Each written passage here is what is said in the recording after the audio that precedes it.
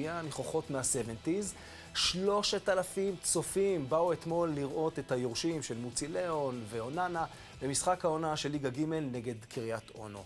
דני, אתה היית שם, מרגש. מה זה מרגש? הבורקס לפני פתיחת המשחק, הבורקס הבולגרי היה פנטסטי. אוקיי, אז בוא נראה את הכתבה שלך ויוני קנלר.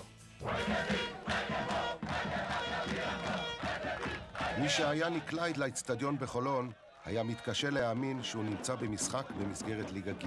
הרגשה מתוחה מאוד, אנחנו לא ישנים כל השבוע. האמת היא שלקחתי כדור הרגעה כדי לישון טוב בלילה, שיהיה לי כוח לעבור את מה שאנחנו נעבור. שמע, אני נהנה להיות פה, יש פה אווירה סבבה. קבוצה שאני גדלתי ביפו, ואני מכיר פה את רוב האוהדים, חברים שלי. ואני בכיף, באתי בתחילת השנה.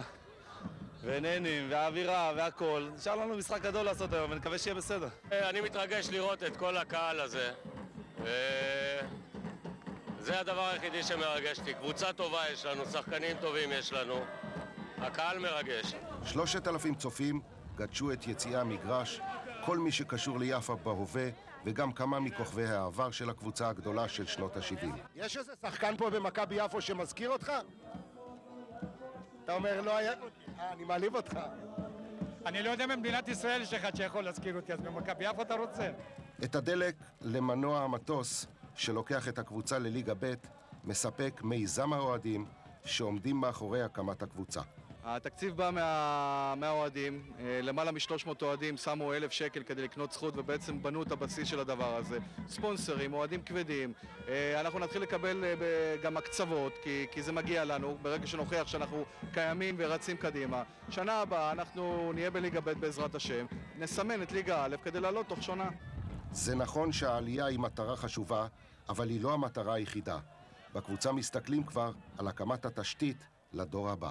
אנחנו עצמנו מופתעים מההיענות וההתלהבות של האנשים, גם צעירים, גם ילדים, מכל התחומים, ואנחנו גם הולכים לעשות כמו בית"ר ירושלים, מועדון לנערים ולנוער, להוציא את כל מחלקות הילדים מכל הצרות שאנחנו היינו בהם ולהכניס אותם לספורט.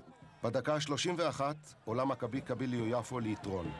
אורן יחזקאל פורץ באגף השמאלי, מעביר למרכז, ובלמה של קריית אונו כובש שער עצמי 1-0 ליפו במחצית.